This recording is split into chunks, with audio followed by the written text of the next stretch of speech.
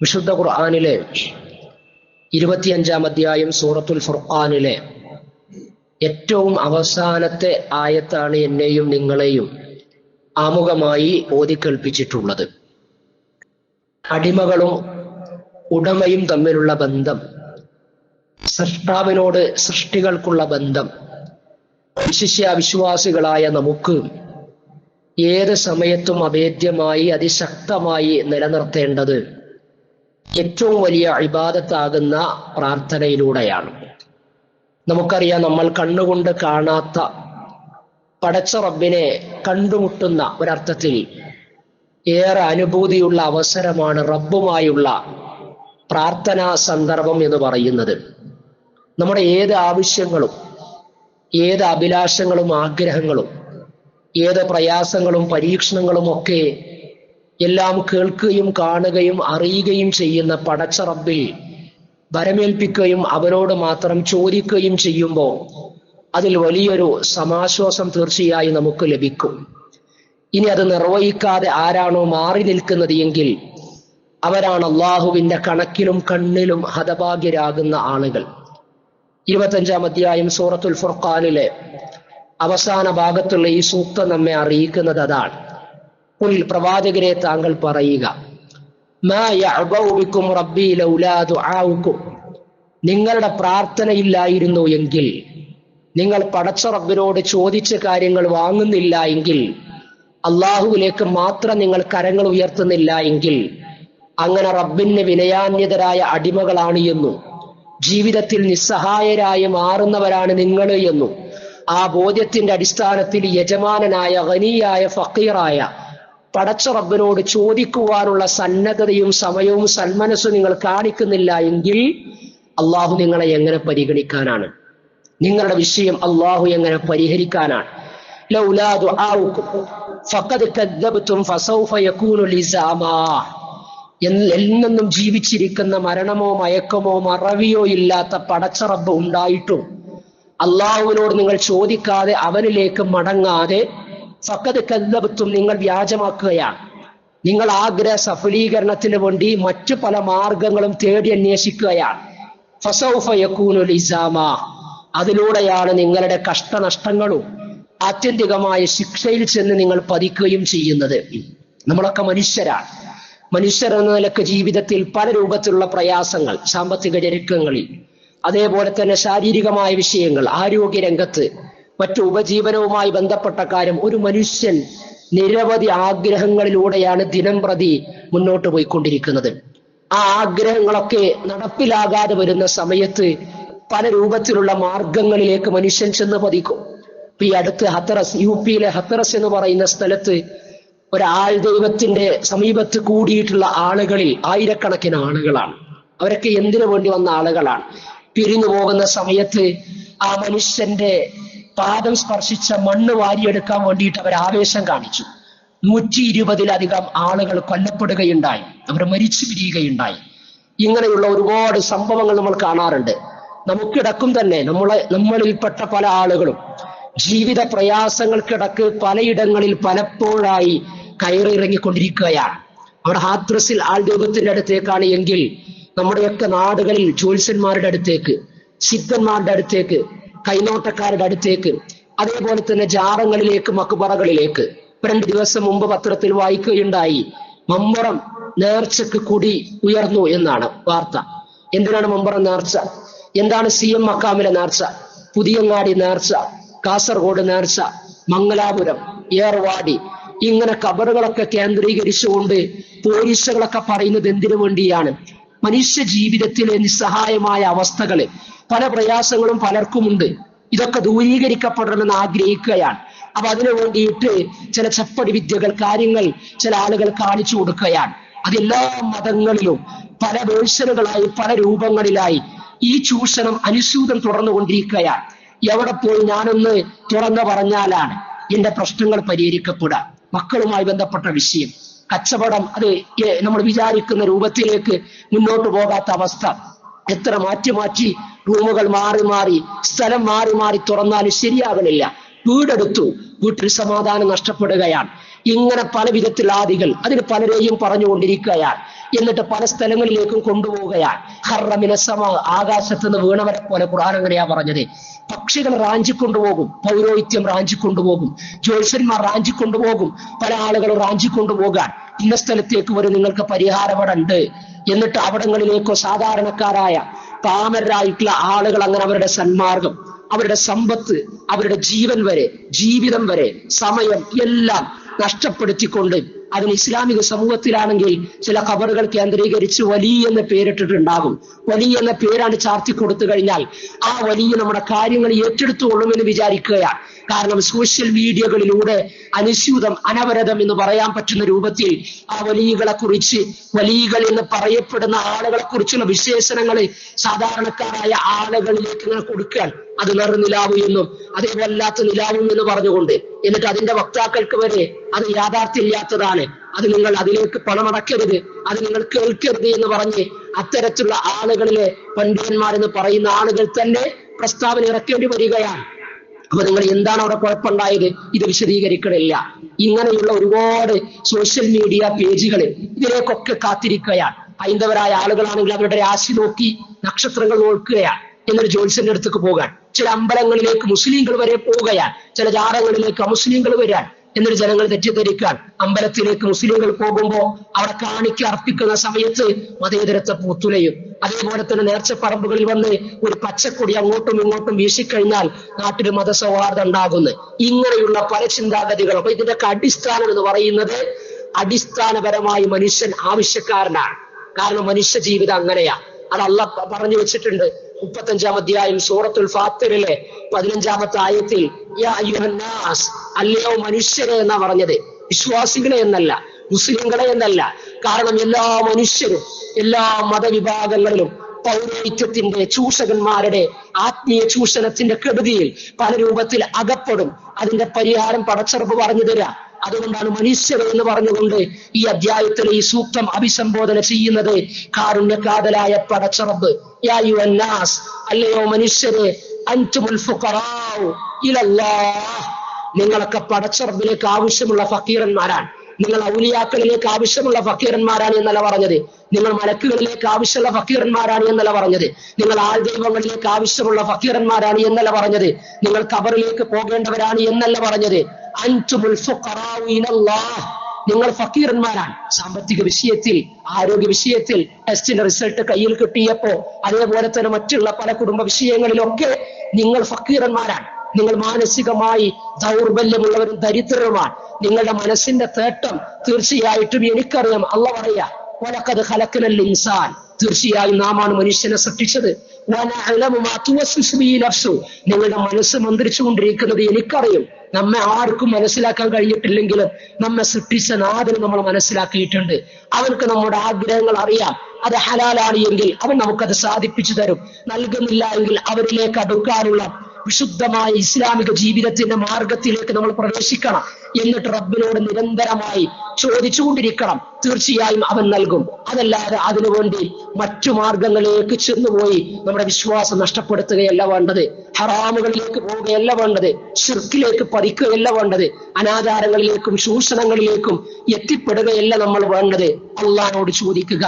അങ്ങനെ ചോദിക്കാതെ മറ്റു മാർഗങ്ങൾ, ആഗ്രഹ സഫലീകരണത്തിന് വേണ്ടി, ജീവിത സാഫല്യത്തിന് വേണ്ടി, നമ്മുടെ സദുദ്യമങ്ങൾ വിജയിപ്പിക്കുന്നതിന് വേണ്ടി നമ്മൾ ഉപയോഗപ്പെടുത്തി കഴിഞ്ഞാൽ അത് നിങ്ങൾ പടച്ച റബ്ബിന്റെ ഹലാലായ ആത്മീയമായ പ്രാമാണികമായ വിശുദ്ധ ഖുർആനിന്റെയും ഹദീസുകളുടെയും പ്രവാചകന്മാരുടെയും ഒക്കെ പാതകളെ നിന്ദിക്കുന്നതിന് തുല്യമാണ് എന്ന് പറയാം. നമ്മൾ എന്താ ചെയ്യേണ്ടത്? അള്ളാഹു പറയുന്ന 40-ാം അധ്യായം സൂറത്തുൽ മുഅ്മിനിലെ 60-ാമത്തെ സൂക്തത്തിൽ വഖാല റബ്ബുക്കും ഉദ്ഉനി, അല്ലാഹു സുബ്ഹാനഹു വ തആല പറഞ്ഞിരിക്കുകയാണ്, റബ്ബുക്കും ഉദ്ഉനി, നിങ്ങൾ എന്നെ വിളിച്ച് ചോദിക്കുക, എന്നോട് നിങ്ങൾ പ്രാർത്ഥിക്കുക, അസ്തജിബ് ലക്കും, ഞാൻ നിങ്ങൾക്ക് ഉത്തരം നൽകുന്നതാണ്. ഇന്നല്ലദീന യസ്തക്ബിറൂന അൻ ഇബാദതി, എനിക്കുള്ള ആരാധനയിൽ, പ്രാർത്ഥനയാകുന്ന ആരാധന നിർവഹിക്കാതെ ആരാണോ അഹങ്കരിക്കുന്നത് എങ്കിൽ, അതൊന്നും ശരിയാവുകയില്ല എന്ന് പറയുന്നത് എങ്കിൽ തീർച്ചയായിട്ടും സയദ്ഖുലൂന ജഹന്നമ ദാഖിരീൻ, അവർ നിന്ദ്യരായി നരകത്തിൽ പ്രവേശിക്കുന്നതാണ് എന്ന്. അള്ളാഹുവോട് ചോദിക്കാതെ, അള്ളാഹുവോട് പ്രാർത്ഥിക്കാതെ കഴിയുന്നത് എന്ന് പറയുന്നത് അഹങ്കാരമാണ് എന്നാ പറയുന്നത്. അൻ ഇബാദത്ത് എന്നാ പറയുന്നത്. അപ്പൊ പ്രാർത്ഥന, അള്ളാഹിനോട് സഹായം ചോദിക്കൽ, ഇസ്തിഗാസ ചെയ്യൽ, ആഗ്രഹം പറയല്, ഇതൊക്കെ ഇബാദത്താണ്. അതുകൊണ്ട് ആ പ്രവാചകൻ പറഞ്ഞത് അദ്ദുആഉ ഹുവൽ ഇബാദ, അദ്ദുആഉ പ്രാർത്ഥന, ഹുവൽ ഇബാദ അത് തന്നെയാണ് ആരാധന. മറ്റൊരു ഹദീസിൽ അദ്ദുആഉ വഖുൽ ഇബാദ, തീർച്ചയായിട്ടും പ്രാർത്ഥന ആരാധനയുടെ മജ്ജയാണ്, ആരാധനയുടെ മർമ്മമാണ് പ്രാർത്ഥന എന്ന് പറയുന്നത്. അല്ലാഹുവോട് ചോദിക്കുക, അല്ലാഹ് നമ്മെ തൊട്ടകലുകയില്ല. 2-ാം അധ്യായം സൂറത്തുൽ ബഖറ 186-ാമത്തെ ആയത്തിൽ വഇദാ സഅലക ഇബാദി അന്നി, പ്രവാചകരെ എന്റെ അടിമകൾ എന്നെ കുറിച്ച് താങ്കളോട് ചോദിച്ചു കഴിഞ്ഞാൽ പറയണം ഫഇന്നി ഖരീബ്, തീർച്ചയായും ഞാൻ സമീപസ്ഥനാണ്. അല്ലാഹ് പറയാ, ഇത്രയും സാമീപ്യമുള്ള അല്ലാഹനെ വിട്ട് ഏത് കേന്ദ്രങ്ങളിലേക്ക്, ഏത് വസ്തുക്കളിലേക്ക്, ഏത് ചരടുകളിലേക്ക്, ഏനസുകളിലേക്ക്, ഏത് ആൾദൈവങ്ങളിലേക്ക്, ജ്യോത്സ്യന്മാരിലേക്ക്, സിദ്ധന്മാരിലേക്കാ പോകാനുള്ളത്? ജ്യോത്സ്യൻ തിരുവനന്തപുരത്ത് ബൈക്ക് മോഷണം പോയി, ജ്യോത്സ്യന്റെ ഒരു പ്രഗത്ഭനായ ജ്യോത്സ്യരാ മോഷണം പോയി, പോലീസ് സ്റ്റേഷനിൽ കേസ് കൊടുത്തതാണ്. സോഷ്യൽ മീഡിയകളിലും പത്രങ്ങളിലും ഒക്കെ നമ്മൾ വായിക്കുകയുണ്ടായി. കബഡി നിരത്തി വെറ്റിലയിൽ ചുണ്ണാമ്പ് തേച്ചുകൊണ്ട് ഭാവിയിലെ കാര്യങ്ങളും കാണാമറയത്തുള്ള കാര്യങ്ങളും ഒക്കെ പറയാൻ സാധിക്കുന്ന ആളുകളാണ് എങ്കിൽ സ്വന്തം ബൈക്ക് പോയത് കണ്ടെത്താൻ കഴിഞ്ഞില്ല. മകളെ നഷ്ടപ്പെട്ടു, പോലീസ് സ്റ്റേഷനിൽ കേസ് കൊടുക്കുക, കാണാനില്ല എന്ന് പറഞ്ഞിട്ട്. എന്നിട്ട് നമ്മുടെ സ്വർണം നഷ്ടപ്പെട്ടാൽ, നമ്മുടെ സമ്പത്ത് നഷ്ടപ്പെട്ടാൽ, നമ്മുടെ ആഗ്രഹങ്ങൾ വരാനിരിക്കുന്ന കാര്യങ്ങൾ നിയന്ത്രിച്ചുകൊണ്ട് അതിൽ രാശി തിരിച്ച് നക്ഷത്രങ്ങളെ എണ്ണിക്കണക്കാക്കി കബഡി അങ്ങോട്ടും ഇങ്ങോട്ടും വെച്ച് നമ്മുടെ കാര്യങ്ങൾ നിവർത്തിച്ചു തരുമെന്ന് വിചാരിക്കുന്നവനേക്കാൾ വിഡ്ഢി ആരാണ് ഈ ലോകത്തുള്ളത്? അല്ലാഹ് പറയാ, വഇദാ സഅലക ഇബാദി അന്നി, പ്രവാചകരെ എന്റെ അടിമകൾ എന്നെ കുറിച്ച് താങ്കളോട് ചോദിച്ചാൽ ഫഇന്നി ഖരീബ്, തീർച്ചയായും ഞാൻ സമീപസ്ഥനാണ്. ഉജീബു ദഅവത ദാഇ ഇദാ ദഅൻ, പ്രാർത്ഥിക്കുന്നവൻ, ചോദിക്കുന്നവൻ, ആഗ്രഹം ബോധിപ്പിക്കുന്നവൻ എന്നോട് ചോദിക്കട്ടെ, ഉജീബ്, ഞാൻ അവന് ഉത്തരം നൽകും. ഫൽയസ്തജീബുലി, എന്റെ ആഹ്വാനം, ഈ പറയുന്ന മാർഗം അവർ സ്വീകരിക്കട്ടെ. വൽയുഅ്മിനൂ ബി, എങ്കിൽ അവർ വിശ്വാസം അർപ്പിക്കട്ടെ എന്നാ അല്ലാഹ് പറയാ. എങ്കിൽ വിശ്വാസം അർപ്പിക്കട്ടെ, ലഅല്ലഹും യർശുദൂൻ, അതാണ് അവരുടെ സന്മാർഗ വഴി. നേരെ ചൊവ്വെ ചൂഷണത്തിന് വിധേയപ്പെടാതെ, സമ്പത്ത് അന്യായമായി നഷ്ടപ്പെടാതെ, അനാചാരങ്ങൾ വരാതെ, ആരെങ്കിലും അഭിമാനത്തോടെ അന്തസ്സോടെ ഇസ്സത്തോടെ ജീവിക്കാൻ ആഗ്രഹിക്കുന്നു എങ്കിൽ, ഒരു പടപ്പിന്റെ മുമ്പിൽ തലകുനിക്കാൻ ആഗ്രഹിക്കുന്നില്ല എങ്കിൽ, പടച്ച റബ്ബിനോട്, അല്ലാഹുവിനോട്, ഏകനായ സൃഷ്ടാവിനോട്, അവനോട് മാത്രം നിങ്ങൾ ചോദിക്കുക എന്ന് പറയാൻ. അത് തന്നെയാ റസൂലും പറഞ്ഞത്, ഇന്നല്ലാഹ യുഹിബ്ബു അൻ യസ്അലഹു, അല്ലാഹുവോട് ചോദിക്കുന്നവരെ അല്ലാഹു ഇഷ്ടപ്പെടുന്നതാണ്. വമൻ ലം യസ്അലഹു ഫയുഗ്ളബ് അലൈഹി, ആരാണോ ചോദിക്കാതെ നടക്കുന്നത് എങ്കിൽ അവരുടെ മേലെ അല്ലാഹ് കോപിക്കുക. അല്ലാഹുവിന്റെ ഖജാന വിശാലാണ്, അല്ലാഹുവോട് ചോദിച്ചു വാങ്ങുക. അല്ലാഹ് കരീമാൻ, അല്ലാഹ് ഗഫൂറാൻ, അല്ലാഹ് വദൂദാൻ, അല്ലാഹ് സമീആൻ, അല്ലാഹ് അലീമാൻ, അല്ലാഹ് മുഹീത്താൻ, അല്ലാഹ് ജബ്ബാറാൻ, അല്ലാഹ് മുതകബ്ബിറാൻ. ലോകത്തൊരാൾക്കും അല്ലാഹനെ പോലെ ഒന്നും ചെയ്യാൻ സാധ്യമല്ല. അതൊക്കെ സോഷ്യൽ മീഡിയകളിലൂടെ ലോകം നിയന്ത്രിക്കും CM എന്ന് പറയാം. പക്ഷെ ലോകം നിയന്ത്രിക്കുന്ന CM മരിച്ചു പോയിട്ടുണ്ട്. സ്വന്തം ആത്മാവിനെ പിടിച്ചു വെക്കാനും മരിക്കാതിരിക്കാനും പോലും സാധിച്ചിട്ടില്ല എന്നത് മറ്റൊരു വിഷയം. ഇങ്ങനെ മനുഷ്യൻ ചിന്തിക്കൂല. കാരണം അങ്ങനെയാ, മനുഷ്യൻ എപ്പോഴും അതിന്റെ മാറ്റെടുത്താല. ഏർവാടിയിലേക്ക് ആദ്യമായി വാഹനം എടുത്ത് എന്നിട്ട് അപകടം സംഭവിക്കാതിരിക്കാൻ വേണ്ടിയിട്ട് ഏർവാടിയിൽ പോയൊരു കുടുംബം, അങ്ങനെ ആ കുടുംബത്തോട് അവർ തിരിച്ചു വരുന്ന സമയത്ത് ആക്സിഡന്റ് സംഭവിച്ചു. ചില ജാറങ്ങളിലൊക്കെ പോയിട്ട് അങ്ങനെയാ, അവിടെ നിന്ന് ഇങ്ങനെ പൂജിച്ച് ഒരു പ്രത്യേക കാര്യങ്ങൾ ഹാവഭാവങ്ങളൊക്കെ കാണിക്കും. എന്നിട്ട് ഒരു പച്ച, അങ്ങനെയാണല്ലോ കംപ്ലീറ്റ് പച്ചപ്പിക്കുക എന്നുള്ളതാണ്, ഒരു പച്ച തുണിയുടെ ഒരു ഭാഗം തരും, അത് സ്റ്റെയറിംഗിന്റെ ഭാഗത്ത് കെട്ടിയിടുക, പിന്നെ അപകടം സംഭവിക്കൂലാതാ. അങ്ങനെ കെട്ടിയിട്ട് വന്ന കുടുംബം ആക്സിഡന്റ് ആയി. വലിയ അപകടം സംഭവിച്ചില്ല, പക്ഷെ ആക്സിഡന്റ് ആയി, പരിക്ക് പറ്റി. അതേപോലെ തന്നെ കാറിനും ഡാമേജ് ഉണ്ടായി. അപ്പൊ ചോദിച്ചു ഇപ്പൊ എന്തുണ്ടായി എന്ന്. അപ്പൊ പറയുന്നത് എന്താ, അത് അവിടുന്ന് വരണോണ്ട് കേസിലായി, ഇങ്ങനെയെങ്കിലും കേസിലായി. മനസ്സിലായില്ലേ? ഇങ്ങനെ മനുഷ്യൻ ചിന്തിക്കുക. നേരെ ഉൾട്ടായിട്ടാണ് മനുഷ്യൻ ചിന്തിക്കുക. അവിടെ പോയി വരുന്നത് കൊണ്ട് ഇങ്ങനെയെങ്കിലും കേസിലായി, അല്ലെങ്കിൽ ദിമ്മി നിൽക്കൂലായിരുന്നു എന്ന്. അങ്ങനെ അതല്ല, അവിടെ പോയി വന്നതുകൊണ്ടും പ്രത്യേകിച്ച് ഗുണമില്ല എന്ന് മനുഷ്യർക്ക് ചിന്തിക്കാൻ കഴിയാത്തത് എന്തുകൊണ്ടാ?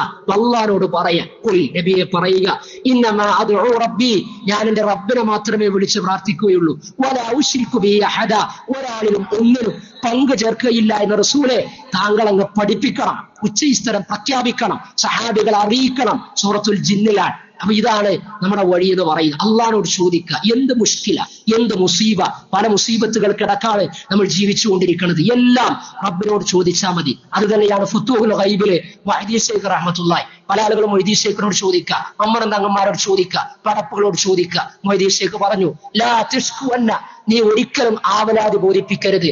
ഫി ഹാലത്തിൽ ബലിയത്തി, പരീക്ഷണത്തിന്റെ സമയത്ത്, ഇലാ അഹദിൻ മിൻ ഖൽഖില്ല, അള്ളാഹ്ക്ക് പുറമെയുള്ള ഒരൊറ്റ പടപ്പിനോടും നീ ആവലാതി ബോധിപ്പിക്കരുത്. പഠിപ്പിക്കരുത്. അങ്ങനെ നീ ആവലാതി പറഞ്ഞു കഴിഞ്ഞാൽ, ആഗ്രഹ സഫലീകരണത്തിന് വേണ്ടി അഭൗതികമായി അള്ളാഹു അല്ലാത്ത വഴികളെ, മാർഗങ്ങളെ സ്വീകരിച്ചു കഴിഞ്ഞാൽ ഫദാലിക ഇശ്റാഖും മിൻക ബിഹി, അത് നിന്നിൽ നിന്ന് വരുന്ന ശിർക്കാണ് എന്ന് പറയാം. ആരാണ് പഠിപ്പിക്കുന്നത്? മൊയ്‌ദി ശൈഖ് റഹ്മത്തുള്ളാഹി. എവിടെയാ പഠിപ്പിക്കുന്നത്? ഫുതൂഹുൽ ഗൈബ് എന്ന ഗ്രന്ഥത്തിൽ. ഇതേ മൊയ്‌ദി ശൈഖിന്റെ മാലപ്പാട്ട് ഉണ്ടാക്കുന്നവർ, ആ മൊയ്‌ദി ശൈഖിനോട് വിളിച്ച് പ്രാർത്ഥിക്കുന്നവർ, ആഗ്രഹം ചോദിപ്പിക്കുന്നവർ, വല്ലേ നിലത്തിന്നും എന്നെ വിളിപ്പോർക്ക് വായിക്കൂടാ ഉത്തീരം ചെയ്യും ഞാൻ എന്നോവർ എന്ന ഓവറായിട്ടുള്ള പ്രസ്താവനയും മാലപ്പാട്ടും മൊയ്‌ദി ശൈഖിന് പരിചയമില്ല. അദ്ദേഹം രചിച്ച പുസ്തകതാൻ. നീ അള്ളാഹ്ക്ക് പുറമെയുള്ള ആരോടെങ്കിലും ചോദിച്ചു കഴിഞ്ഞാൽ മൊയ്‌ദി ശൈഖ് തുടർന്ന് പറയാ, ലാ വറ, അവർക്ക് നിന്നെ ഉപദ്രവിക്കാൻ സാധ്യമല്ല, വലാ നാഫിഅ, നിനക്ക് ഉപകാരം ചെയ്യാൻ സാധ്യമല്ല, വലാ റാഫിഅ, നിന്നെ ഉയർത്താൻ സാധ്യമല്ല. അല്ലെ, പ്രൊമോഷൻ കിട്ടാൻ വേണ്ടിയിട്ടാണല്ലോ, ഉയർച്ച കിട്ടാൻ വേണ്ടിയിട്ടാണല്ലോ, സാമ്പത്തിക വളർച്ചയ്ക്ക് വേണ്ടിയിട്ടാണല്ലോ പലതും ചെയ്യുന്നത്. അതേപോലെ തന്നെ അപകടങ്ങൾ, പ്രയാസങ്ങൾ, പരീക്ഷണങ്ങൾ വരരുത്, അക്രമങ്ങൾ വരരുത്, പ്രതിരോധിക്കാൻ വേണ്ടിയാണല്ലോ. എങ്കിലും മൊയ്‌ദി ശൈഖ് പറയാ, വലാ റാഫിഅ, അള്ളാഹ്ക്ക് പുറമെയുള്ള ഒരാൾക്കും നിന്നെ ഉയർത്താൻ സാധ്യമല്ല, വലാ ദാഫിഅ, നിനക്ക് വരാൻ സാധ്യതയുള്ള അപകടങ്ങളെ, പരീക്ഷണങ്ങളെ, പ്രയാസങ്ങളെ പ്രതിരോധിക്കാനും സാധ്യമല്ല. അതുകൊണ്ട് നീ എന്താ ചെയ്യേണ്ടത്? ഫഅലൈക ബിൽ ഇസ്തിഗാസതി ഇലൈഹി, അള്ളാഹ്നോട് തേടിക്കോ എന്ന് പറയാൻ. ആ തേട്ടമാണ് നമ്മൾ നടത്തേണ്ടത് ഏത് വിഷയത്തിലും. അതാണ് പ്രവാചകന്മാരുടെ പാത എന്ന് പറയുന്നത്. ആദം നബി അലൈഹി സ്വലാത്തു വസ്സലാം അള്ളാഹിനോട് തേടി 7-ാം അധ്യായം 23. നൂഹ് നബി അലൈഹി സ്വലാത്തു വസ്സലാം അള്ളാഹിനോട് തേടി 11-ാം അധ്യായം 47, 71-ാം അധ്യായം 28. പഠിക്കുന്നവർക്ക് വേണ്ടി, ചിന്തിക്കുന്നവർക്ക് വേണ്ടി, റഫറൻസിന് വേണ്ടി വിശുദ്ധ ഖുർആനിന്റെ മൗലിക തത്വം നമ്മുടെ ജീവിതത്തിൽ ഉണ്ടായിരിക്കേണ്ട കാര്യം, അതിലേക്ക് വിളിച്ചു നൽകുന്ന സൂക്തങ്ങൾ. ഇബ്രാഹിം നബി അലൈഹി സ്വലാത്തു വസ്സലാം അള്ളാഹുലേക്ക് തേടി 14-ാം അധ്യായം 40-41 സൂക്തം, 37-ാം അധ്യായം 100-ാമത്തെ ആയത്ത്, 26-ാം അധ്യായം 83-ാമത്തെ ആയത്ത്. ഇബ്രാഹിം നബി അലൈഹി സ്വലാത്തു വസ്സലാമയും ഇസ്മായിൽ നബി അലൈഹി സ്വലാത്തു വസ്സലാമയും ഒരുമിച്ച് തേടി 2-ാം അധ്യായം സൂറത്തുൽ ബഖറ 127, 128 സൂക്തങ്ങൾ. ലൂത്ത് നബി അലൈഹി സ്വലാത്തു വസ്സലാം തേടി 29-ാം അധ്യായം 30-ാം സൂക്തം. യൂസുഫ് നബി അലൈഹി സ്വലാത്തു വസ്സലാം 12-ാം അധ്യായം 101-ാം സൂക്തം. യൂനുസ് നബി അലൈഹി സ്വലാത്തു വസ്സലാം 21-ാം അധ്യായം 87-ാം സൂക്തം. അയ്യൂബ് നബി അലൈഹി സ്വലാത്തു വസ്സലാം രോഗം ബാധിച്ചു. വിശുദ്ധ ഖുർആനിലെ 21-ാം അധ്യായം 83-ാം സൂക്തം. അന്നി മസ്സനി യദുർ, അല്ലാഹുവേ എനിക്കിതാ പ്രയാസം ബാധിച്ചിരിക്കുന്നു. ഇതിങ്ങനെ ആയത്ത് വെച്ച് നമ്പർ വെച്ച് പറയാൻ കാരണം എന്താ? ഇതാ പ്രവാചകന്മാരുടെ പാത. ഒരു പ്രവാചകനും മറ്റൊരു പ്രവാചകനോട് തേടിയിട്ടില്ല. എല്ലാ പ്രവാചകന്മാരും അള്ളാഹിനോട് മാത്രം. പ്രവാചകന്മാരുടെ 10-25ഓളം പ്രവാചകന്മാര് വ്യത്യസ്ത പരീക്ഷണങ്ങളിൽ അകപ്പെട്ട ചരിത്രത്തിലെ നിർണായക നിമിഷങ്ങളും പരീക്ഷണ ഘട്ടങ്ങളും പറഞ്ഞ് പഠിപ്പിച്ച് അതിൽ അവർ സ്വീകരിച്ച നിലപാട് പറയാം. ഒരു ജാറങ്ങളിലേക്ക്, ഒരു കേന്ദ്രങ്ങളിലേക്ക്, ഒരു ഏലസിലേക്ക്, ഒരു ഐക്കലിലേക്കും ഒന്നിലേക്കും അവർ പോയിട്ടില്ല. സുലൈമാൻ നബി അലൈഹി സ്വലാത്തു വസ്സലാം 27-ാം അധ്യായം 19-ാം സൂക്തം. മൂസാ നബി അലൈഹി സ്വലാത്തു വസ്സലാം 28-ാം അധ്യായം 16-ാം സൂക്തം. ഈസാ നബി അലൈഹി സ്വലാത്തു വസ്സലാം 5-ാം അധ്യായം 114-ാം സൂക്തം. അതേപോലെ സക്കരിയ നബി അലൈഹി സ്വലാത്തു വസ്സലാം സന്താന സൗഭാഗ്യത്തിന് വേണ്ടി എവിടേക്കാ പോയത്? എവിടേക്കും പോയില്ല, അള്ളാഹുവിലേക്ക് മാത്രം. 3-ാം അധ്യായം 38-ാം സൂക്തം, 21-ാം അധ്യായം 89-ാം സൂക്തം. അള്ളാഹിനോട് പറയാ, ലാ തദർനി ഫർദ, അള്ളാഹുവേ എന്നെ നീ ഒറ്റക്കാക്കി വിടരുത് എന്ന് അള്ളാഹു സ്വീകരിച്ചു. യഹ്യാ നബിയെ മകനായി നൽകി. അതിലേക്കൊന്നും ഞാൻ കടക്കടില്ല. യാക്കൂബ് നബി അലൈഹി സ്വലാത്തു വസ്സലാം 12-ാം അധ്യായം 86-ാം സൂക്തം തേടിയത് എന്താ? ഇന്നമാ അശ്കു ബത്തി വഹുസ്നി ഇലല്ലാഹ്, ഇന്നമാ അശ്കു, ഞാൻ എന്റെ എല്ലാ ശിക്കായത്തും എല്ലാ ആവലാദികളും ഞാൻ അള്ളാഹുവിനോടാണ് എന്റെ ആവലാദികളും വേവലാദികളും ആഗ്രഹങ്ങളും എനിക്ക് പറയാനുള്ളത് എന്ന് യാക്കൂബ് നബി അലൈഹി സ്വലാത്തു വസ്സലാം പറയാ. ഏത് സമയത്താണ് ഇത് പറയുന്നത്? യൂസുഫ് നബിയെ നഷ്ടപ്പെട്ടു, പിന്നീട് ബിന്യാമീനെയും നഷ്ടപ്പെട്ട സമയത്ത് എനിക്ക് എന്നാലും എന്റെ റബ്ബിനോട് മാത്രമാണ് ആവലാതി പറയാനുള്ളത്. ഇതാണ് പ്രവാചക പരമ്പരകളിൽ, പരീക്ഷണ സമയങ്ങളിൽ അവർ നിർവഹിച്ച പ്രാർത്ഥനകൾ പിന്നീട് മുഹമ്മദ് നബി സല്ലല്ലാഹു അലൈഹി വസല്ലമക്ക് അല്ലാഹു സുബ്ഹാനഹു വ തആല അറിയിച്ചത്. ഈ പാതയിൽ, ആ പ്രാർത്ഥനയുടെ പാതയിലും പാഠത്തിലും നിലക്കൊണ്ട പ്രവാചകനും പ്രഖ്യാപിച്ചു, ഇന്നമാ ദുഉ റബ്ബി, ഞാൻ എന്റെ റബ്ബിനെ മാത്രമേ വിളിച്ചു പ്രാർത്ഥിക്കുകയുള്ളൂ എന്ന്. ഇത് തന്നെയാണ് ഞാനും നിങ്ങളുമൊക്കെ ഇസ്ലാമിക ഉമ്മത്ത് ഓരോ മസ്ജിദിലും അതല്ലെങ്കിൽ വീട്ടിലുമൊക്കെ നമസ്കരിക്കുന്ന സമയത്ത് ഓരോ റക്അത്തിലും സൂറത്തുൽ ഫാത്തിഹ നിർബന്ധം എന്ന നിലക്ക് പാരായണം ചെയ്യുമ്പോൾ അല്ലാഹുവോട് പറഞ്ഞ് പ്രതിജ്ഞ പുതുക്കുന്നത്, ഇയ്യാക നഅ്ബുദു വ ഇയ്യാക നസ്തഈൻ, നിന്നെ മാത്രം ഞങ്ങൾ ആരാധിക്കുന്നു, നിന്നോട് മാത്രം ഞങ്ങൾ സഹായം ചോദിക്കുന്നു. അല്ലാഹുവിൽ വരമേൽപ്പിക്കുക, അവനോട് ചോദിക്കുക, അവനിൽ നിന്ന് സഹായവും അഭൗതികമായിട്ടുള്ള ആഗ്രഹ സഫലീകരണ മാർഗങ്ങളും കാര്യങ്ങളും പ്രതീക്ഷ അർപ്പിക്കുക. അല്ലാഹു സുബ്ഹാനഹു വ തആല പ്രവാചകന്മാരുടെ പാതയിൽ അടിയുറച്ചു നിന്നുകൊണ്ട് നമ്മൾ പാരായണം ചെയ്യുന്ന സൂക്തങ്ങളോട് നീതി പുലർത്തിക്കൊണ്ട് തവക്കുൽ നഷ്ടപ്പെടാതെ തൗഹീദ് നഷ്ടപ്പെടുത്താതെ മുത്തവക്കിലീങ്ങളായി ജീവിക്കുന്ന മുസ്ലിമീങ്ങളിൽ അവൻ നമ്മെ ഉൾപ്പെടുത്തി അനുഗ്രഹിക്കുമാറാകട്ടെ. മഴ കനത്തുകൊണ്ടിരിക്കുകയാണ്. മഴയോടനുബന്ധിച്ചുള്ള പല പ്രയാസങ്ങളും ദുരിതങ്ങളും ഒക്കെ നമ്മളിൽ പലരും അനുഭവിക്കുന്നുണ്ട്. നമ്മൾ പത്രമാധ്യമ മീഡിയകളിലൂടെയൊക്കെ അത് കണ്ടുകൊണ്ടിരിക്കുന്നുണ്ട്. അപ്പൊ ഈ സമയത്ത് നമ്മൾ കരുതേണ്ട ചില കാര്യങ്ങൾ മുമ്പത്തെ ഹുതുബയിലൊക്കെ നമ്മൾ സൂചിപ്പിച്ചിട്ടുണ്ട്. അതിലൊന്ന്, ആദ്യത്തെ ഹുതുബയിൽ ഇന്ന് പറഞ്ഞതുപോലെ പ്രാർത്ഥന തന്നെയാണ്. നമുക്ക് ഈ മഴ അനുഗ്രഹത്തിലപ്പുറം പരീക്ഷണമായി തീരാൻ സാധ്യത ഉണ്ടെങ്കിൽ അതിന്റെ സാധ്യത മനുഷ്യന്റെ കൈകടത്തലുകൾ കൊണ്ടാണ്. ആ പോയിന്റ് നിങ്ങളുടെ മനസ്സിൽ എപ്പോഴും ഉണ്ടാകണം. മഴ കൂടിയത് കൊണ്ടല്ല. കാരണം നമ്മുടെ നിർമ്മാണ പ്രവർത്തികളും കാര്യങ്ങളൊക്കെ പണ്ട് വെള്ളം ഒഴുകിയ ഭാഗത്ത് ഇന്ന് വീടുണ്ട്. അപ്പൊ ആ വെള്ളത്തിന്റെ ഒഴുക്ക് പണ്ടത്തെ പോലെ തന്നെ അങ്ങനെ മുന്നോട്ട് പോവുകയാണ്. അപ്പൊ ആ ഒഴുക്ക് ചിലപ്പോൾ വീടിന്റെ ഡൈനിങ് ഹാളിലൂടെ ആയിത്തീരുമെന്നതാണ്. അപ്പൊ പ്രകൃതിയുമായി ബന്ധപ്പെട്ടുകൊണ്ട് ഉണ്ടായ മാറ്റങ്ങളും ഉണ്ടാക്കിയ മാറ്റങ്ങൾ അനുസരിച്ച് അതിന്റെ കെടുതികളും പ്രയാസങ്ങളും സ്വാഭാവികമായി ഉണ്ടാകും. അതിൻ്റെതായ ഒരു പ്ലാനിങ്, അങ്ങനെയുള്ള വികസന പദ്ധതികൾ അതുണ്ടാകണം. അതുണ്ടാകാത്തതിന്റെ ദുരന്തം ഇനിയും ജോയിമാരുണ്ടാവുകയും ചെയ്യും. അത് ആ രൂപത്തിലാണ്. കാരണം അത് മാലിന്യമായിരുന്നാലും അതേപോലെ ശുചിത്വ വിഷയമായിരുന്നാലും കെട്ടിട നിർമ്മാണങ്ങളായിരുന്നാലും ഏത് കാര്യത്തിലും ഒരു ഇക്കോ ഫ്രണ്ട്ലി സമീപനം സ്വീകരിക്കേണ്ടതുണ്ട്. എന്നിരുന്നാലും അഭൗതികമായ ഒരു സംരക്ഷണം അള്ളാഹുവിൽ നിന്ന് ലഭിക്കണം. അതുകൊണ്ട് മഴ പെയ്യുന്ന സമയത്തൊക്കെ അല്ലാഹുമ്മ സയ്യിബൻ നാഫിഅ, അള്ളാഹുവെ ഞങ്ങൾക്ക് നീ ഉപകാരപ്രദമായ മഴയെ നീ നൽകണം എന്ന ഒരു പ്രാർത്ഥന നമ്മുടെ മനസ്സിലുണ്ടാകണം. ഈ മിമ്പറിൽ വെച്ച് തന്നെ ആ പ്രാർത്ഥന നമ്മൾ പങ്കുവെച്ചിട്ടുണ്ട്. എന്നിരുന്നാലും പ്രാർത്ഥിച്ച എത്ര പേർ, അല്ലെങ്കിൽ മഴ പെയ്യുമ്പോൾ പ്രാർത്ഥിക്കുന്ന എത്ര പേർ ആത്മീയമായ ആ ശ്രദ്ധ കൊടുത്ത് ഈ കൂട്ടത്തിലുണ്ട്, ഞാനും നിങ്ങളിലും ഉണ്ട് എന്ന് ആലോചിക്കണം. നമ്മൾ പ്രാർത്ഥിക്കാതെ അള്ളാഹ് എങ്ങനെ പരിഗണിക്കാനാണ് എന്ന് ആദ്യത്തെ ഹുതുബയിൽ ആമുഖമായി ഓതിവെച്ച ആയത്തിൽ തന്നെ അള്ളാഹ് അറിയിച്ചിട്ടുണ്ട്. അങ്ങനെയെങ്കിൽ അല്ലാഹുമ്മ സയ്യിബൻ നാഫിഅ, മഴ കൂടുകയാണ് എങ്കിൽ, പ്രയാസം വരികയാണ് എങ്കിൽ നമുക്ക് ആവശ്യത്തിന് ലഭിച്ചു, ലഭിക്കാത്തവർക്ക് ലഭിക്കട്ടെ എന്ന നിലക്ക് അല്ലാഹുമ്മ ഹവാലൈന വലാ അലൈന, തുടർന്നും ആ പ്രാർത്ഥന ഉണ്ട്. മിനിമം അങ്ങനെയെങ്കിലും അല്ലാഹുമ്മ ഹവാലൈന വലാ അലൈന, അള്ളാഹുവെ ഞങ്ങൾക്ക് കിട്ടി, ഇനി മറ്റുള്ളവരിലേക്ക് കിട്ടാത്തവരിലേക്ക് നീ എത്തിക്കണമെന്ന്. രണ്ടാമത് നമ്മൾ മനസ്സിലാക്കേണ്ടതുണ്ട്, അള്ളാഹുവിനോട് നമ്മൾ ഈ മഴയും അതിന്റെ കെടുതിയിലും പ്രയാസങ്ങളിലും ഒക്കെ പ്രയാസങ്ങൾ വലിയ രൂപത്തിൽ ഏൽക്കാത്ത ആളുകൾ അള്ളാഹു നൽകിക്കൊണ്ടിരിക്കുന്ന അനുഗ്രഹത്തെ കുറിച്ച് ഓർക്കണം. അതിന് നന്ദി പ്രകാശിപ്പിക്കുകയും ചെയ്യേണ്ടതുണ്ട്. ശുക്ർ നമ്മൾ വർദ്ധിപ്പിക്കണം. അപ്പൊ നമ്മൾ ഇങ്ങനെ പത്രം എടുത്ത് വായിക്കുമ്പോൾ പല വീടുകളും തകർന്നു. ഒരു 10-70-ലധികം വീടുകളെ തകർന്നു കഴിഞ്ഞു കോഴിക്കോട് ജില്ലയിൽ. അതേപോലെ തന്നെ പല രൂപത്തിലുള്ള പ്രയാസങ്ങൾ, ആക്സിഡന്റ് സംഭവിച്ചു, പല ആളുകൾക്കും ജോലി നഷ്ടപ്പെടുന്ന അവസ്ഥ ഉണ്ടായി. അപ്പൊ അവരെയൊക്കെ നമ്മൾ അറിയണം. അള്ളാഹു നമ്മെ അനുഗ്രഹിച്ചിട്ടുണ്ട് എങ്കിൽ നമ്മൾ സമ്പത്ത് എന്ന അനുഗ്രഹത്തിൽ നിന്ന് ഒരു പോർഷൻ പാവപ്പെട്ട ആളുകളെ കണ്ടെത്തി കൊടുക്കണം. ജോലി നഷ്ടപ്പെട്ട് വീട്ടിലായി പോയ ആളുകൾ ഉണ്ടാവും. പറയുകയില്ല മറ്റുള്ളവരോട്. ഒരു ഭക്ഷണ കിറ്റ് അവർക്ക് എത്തിച്ചു കൊടുക്കുക. നമ്മൾ ജുമയിൽ പങ്കെടുക്കുന്നതും ജമാഅത്ത് നിസ്കരിക്കുന്നതും ഹജ്ജിനൊക്കെ പോയി വന്നതും ഒരു വലിയ ലക്ഷ്യത്തിൽ ഒന്നായി തീർന്നതൊക്കെ എന്തിനു വേണ്ടിയാ?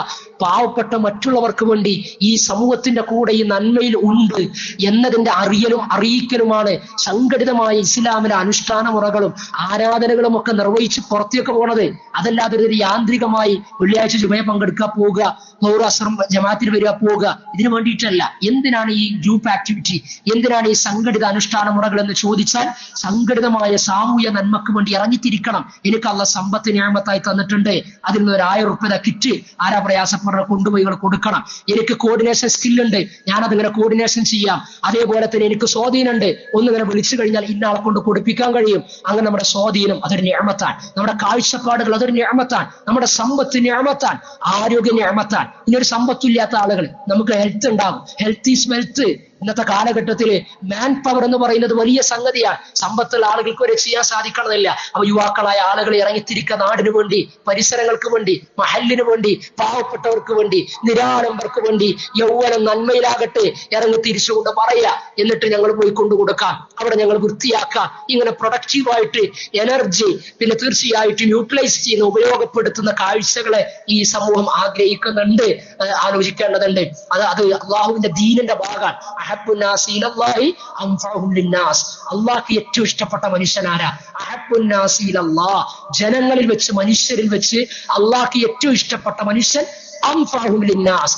ആരാണോ മനുഷ്യർക്ക് ഏറ്റവും ഉപകാരിയായി തീരുന്നത് എങ്കിൽ അവനെയാണ് അള്ളാഹ്ക്ക് ഏറ്റവും ഇഷ്ടം എന്നാണ്. അപ്പൊ അതിനാണ് ഹജ്ജും അനുഷ്ഠാന മുറകളും ജമാഅത്തും ജുമായും ഒക്കെ അള്ളാഹിന് ഇഷ്ടം നേടാൻ വേണ്ടിയിട്ട് ഇറങ്ങിത്തിരിക്കാനുള്ള എനർജി നമ്മൾ സമ്പാദിക്കുകയാണ്. അപ്പോ അള്ളാഹ്ക്ക് ഏറ്റവും ഇഷ്ടപ്പെട്ട മനുഷ്യരിൽ ഉൾപ്പെടെ മനുഷ്യോപകാരപ്രദമായിട്ടുള്ള സേവന പ്രവർത്തനങ്ങളിൽ തീർച്ചയായിട്ടും നമ്മൾ സജീവരായി തീരേണ്ടതുണ്ട്. നമ്മൾ ഉണ്ടായിരിക്കെ നമ്മുടെ കൂടെയുള്ള ആളുകൾ, നമ്മുടെ കുടുംബത്തിലെ ആളുകൾ, നമ്മുടെ അയൽപ്പക്കത്തിലെ ആളുകൾ, നമ്മുടെ സമൂഹത്തിലെ ആളുകൾ തനിച്ചാകരുത്, ഒറ്റപ്പെട്ടു പോകരുത് എന്ന നിർബന്ധ ബുദ്ധി, നിഷ്കർഷ തീർച്ചയായിട്ടും നമ്മുടെ ഇസ്ലാമിക ജീവിതത്തിൽ ഉണ്ടാകണം. അതേപോലെ തന്നെ മഴക്കാല രോഗങ്ങൾ വർദ്ധിച്ചുകൊണ്ടിരിക്കുകയാണ്. കോളറയും ടൈഫോയിഡും അതേപോലെ മഞ്ഞപ്പിത്തം, എലിപ്പനി, ചിക്കൻ ഗുനിയ, ഡെങ്കിപ്പനി, അങ്ങനെ വിവിധ തരത്തിലുള്ള അസുഖങ്ങൾ വ്യാപിച്ചുകൊണ്ടിരിക്കുകയാണ്. Prevention is better than cure എന്ന് പറയുന്നത് പോലെ പരമാവധി പ്രതിരോധം എന്ന നിലക്ക് തന്നെ മുന്നോട്ട് പോകണം. വെള്ളം, ഭക്ഷണം, കാര്യങ്ങൾ, അതിന് ശുചിത്വം, ഇതൊക്കെ നമ്മൾ പാലിക്കേണ്ടതുണ്ട്. നമ്മൾ ശുചിത്വം പാലിക്കുമ്പോൾ മറ്റുള്ളവരുടെ ശുചിത്വം നമ്മൾ നഷ്ടപ്പെടുത്താൻ പാടില്ല. ഇപ്പൊ തിരുവനന്തപുരത്ത് ആമഴിഞ്ചാൻ തോട്ടിൽ ഒരു മനുഷ്യന്റെ ജീവൻ അഴിക്കപ്പെട്ടതിന്റെ കാരണം എന്താ? വൃത്തിയാക്കാൻ പറ്റാത്ത കോലത്തിലേക്ക് മനുഷ്യൻ സാമൂഹിക അവബോധവും ശുചിത്വബോധമൊക്കെ നഷ്ടപ്പെടുത്തി തന്നിൽ നിന്നുള്ള വേസ്റ്റ് എവിടേക്ക് കൊണ്ടുപോയിട്ടാലും കുഴപ്പമില്ല എന്നതിന്റെ ഒരു ദുരന്ത കഥാപാത്രമാണ് അദ്ദേഹം എന്ന് പറയുന്നത്. അപ്പൊ അങ്ങനെ ഒരു അവസ്ഥ ഉണ്ടാകുന്നതിന് മുമ്പ് ഒരു അന്യ സംസ്ഥാന തൊഴിലാളിയെ രക്ഷപ്പെടുത്താൻ വേണ്ടിയിട്ട് നൗഷാദ് എന്ന് പറയുന്ന സഹോദരൻ ഇറങ്ങിയിട്ട് കോഴിക്കോട് അദ്ദേഹത്തിന് ജീവൻ നഷ്ടപ്പെടുകയുണ്ടായി. അള്ളാഹു മഗ്ഫിറത്ത് നൽകുമാറാകട്ടെ. അപ്പൊ ഇങ്ങനെയുള്ള രംഗങ്ങൾ നമ്മളൊക്കെ ഉണ്ട്. നമ്മൾ വലിച്ചെറിയുന്ന ഒരു കുപ്പി കൊണ്ട്, ഒരു വേസ്റ്റ് കൊണ്ട് ഉണ്ടാകരുത് എന്ന് നമ്മൾ ശ്രദ്ധിക്കുകയും അങ്ങനെ വല്ല സാഹചര്യങ്ങൾ നമ്മുടെ നാട്ടിലോ പ്രദേശത്തോ കനാലിലോ തോട്ടിലോ പുഴയിലോ നമ്മുടെ പ്രാദേശിക ചുറ്റുപാടിലോ ഗ്രാമീണ അന്തരീക്ഷങ്ങളിലോ നമ്മുടെ വാർഡുകളിലോ ഉണ്ട് എങ്കിൽ നമ്മൾ ഉയർന്ന് ചിന്തിക്കണം. അതിനൊക്കെ കൃത്യമായിട്ടുള്ള നടപടിക്രമങ്ങളൊക്കെ ആസൂത്രണം ചെയ്യേണ്ടതുണ്ട്. ഇതൊക്കെ ഈ സമയത്ത് നമ്മൾ ശ്രദ്ധിക്കുകയും ചർച്ച ചെയ്യുകയും ഇടപെടലുകൾ നടത്തുകയും ചെയ്യേണ്ടവരാണ്. ഒരു മുസ്ലിം ഒരിക്കലും കാഴ്ചക്കാരായി നിൽക്കാൻ പാടില്ല. അല്ലാഹു സുബ്ഹാനഹു വ തആല അവൻ നിശ്ചയിച്ച ദീനിന്റെ ചെറുതും വലുതുമായ സർവ്വ നന്മകളിലും അങ്ങേയറ്റത്തെ ആത്മാർത്ഥതയോടെ പ്രതിഫലം ആഗ്രഹിച്ചുകൊണ്ട് നമുക്ക് വരാനിരിക്കുന്ന പരീക്ഷണങ്ങളുടെ തുറവി നമ്മൾ മറ്റുള്ളവരുടെ പ്രയാസം നീക്കലാണ് എന്ന നിയ്യത്തോടുകൂടി ഇറങ്ങി തിരിച്ചുകൊണ്ട് സൽക്കർമ്മനിരതമായി ആത്മീയ ജീവിതത്തെ പുഷ്ടിപ്പെടുത്തുന്ന, പച്ചപ്പിക്കുന്ന യഥാർത്ഥ മുവഹിദുകളിലും മുസ്ലിങ്ങളിലും മുഅ്മിനീങ്ങളിലും അവൻ നമ്മെ ഉൾപ്പെടുത്തി അനുഗ്രഹിക്കുമാറാകട്ടെ. നമ്മുടെ എല്ലാ കർമ്മങ്ങളും നാഥൻ ഖബൂൽ ചെയ്യുമാറാകട്ടെ. അല്ലാഹുവേ, ഞങ്ങളുടെ